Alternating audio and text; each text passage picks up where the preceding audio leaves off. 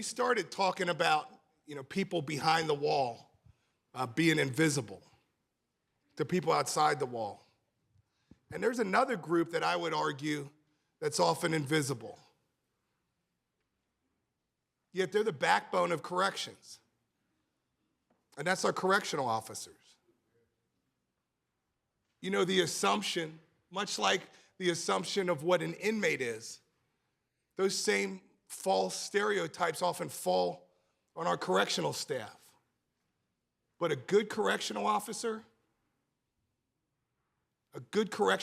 changes lives. And so for me, it is really cool to be able to introduce one of our own, one of our correctional officers, who's going to add her voice to this narrative, an important voice to that narrative. So it's my honor to introduce Officer Amelia McPeak.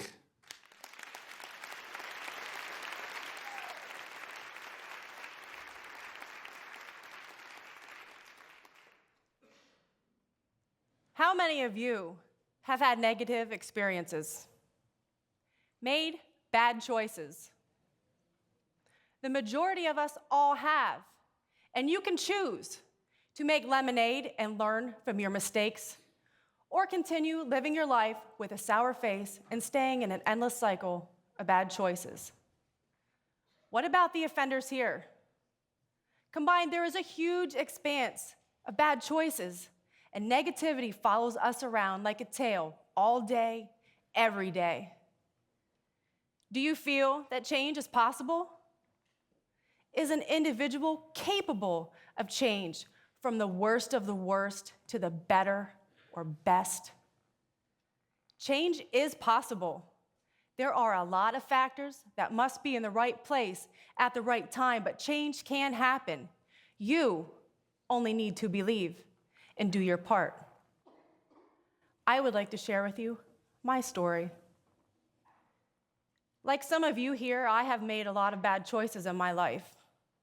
I have also had a lot of negative experiences, and I was stuck in that cycle of negativity. Many of us realize or even fail to acknowledge how alike we all really are. There is only a fine line that separates us from one another. When I started in this field, I was young, naive, and ignorant. And as time went on, my mindset evolved, and I fell into a rut of daily operations, incidents, and workplace gossip. I would describe that akin to walking in a dreary mist. The misery, the despair, and the negative emotions engulfing you like a heavy cloak. Now, stress at work and at home were contributing to my miserable state. I hated waking up. I hated coming to work, and I hated dealing with my peers and all that could happen during the day, because no day here is ever the same. You never know what to expect. I often wished that I didn't even exist, because no existence means no problems. And at the same time, I thought I was losing my mind because I was even thinking like that. And when you're stuck in your head, constantly thinking of all life's unfairness and feeling all alone, you outwardly affect everyone around you. You become what you think. And that was me.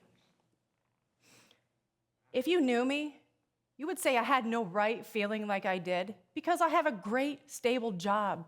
I have a good family, and I have a nice place to live. However, work was really weighing me down, and at the same time, I was going through a terrible divorce. I'm sure some of you can relate to that. And there were times during that period when seeing my children was not even an option. And it's hard to express how I felt at those moments in my life. I would say it was like losing a loved one, because I suffered terrible grief, and I kept thinking how unfair my life was. I refused to use healthy alternatives to deal with or reduce my stress, and I continued burying all that was negatively affecting me. And that takes a tremendous toll on your body and your mind. I began to drink heavily to deal with my problems, and I fell into a pit of despair. I was filled with resentment and hatred for people and was extremely fed up with society, how people are always wanting, people always expecting, in a hurry, acting like they're entitled, inconsiderate to others. What you think, you become. Look around you. Every day, people put on a face. They put on a facade of good spirits. We never really know what's inside. And most of us go through the motions of asking, "How are you doing?" And a reply we usually get is, "I'm doing fine." Stop then and consider how much truth is behind that answer. Perhaps a closer look is needed. Now you could tell yourself, "Why should I care?" Or "How will that matter?" Or maybe even say, "I'm just one menial speck and it won't make a difference anyways." I am here to tell you that it will make a difference. We are all just one small drop in this vast ocean of humanity.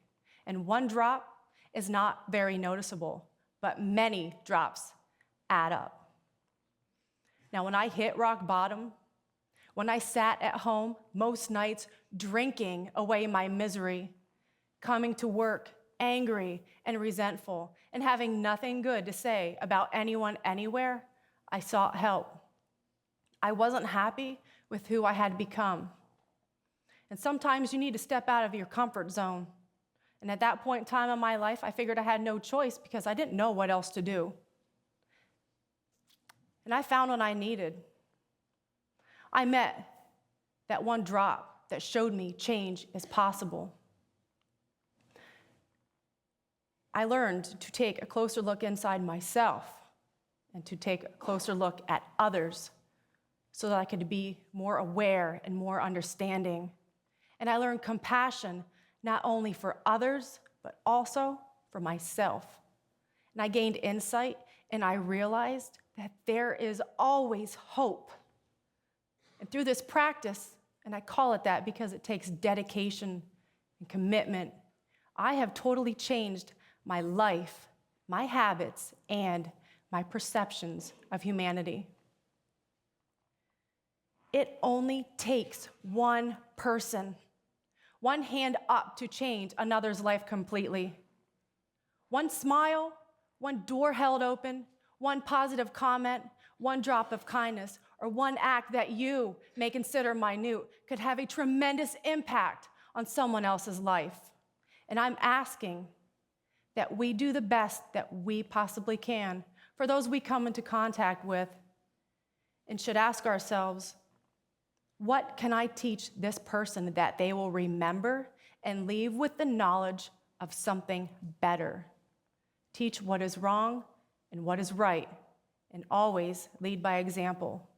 Because people can change.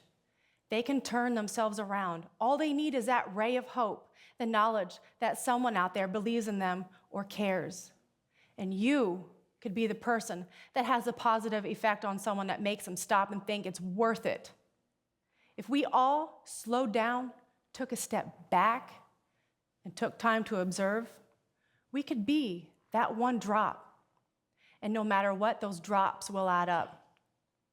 It takes discipline, because being a better person is no easy task. But in the end, somewhere, it will have paid off, whether you know it or not. So my challenge to you is be that one drop of hope. Thank you.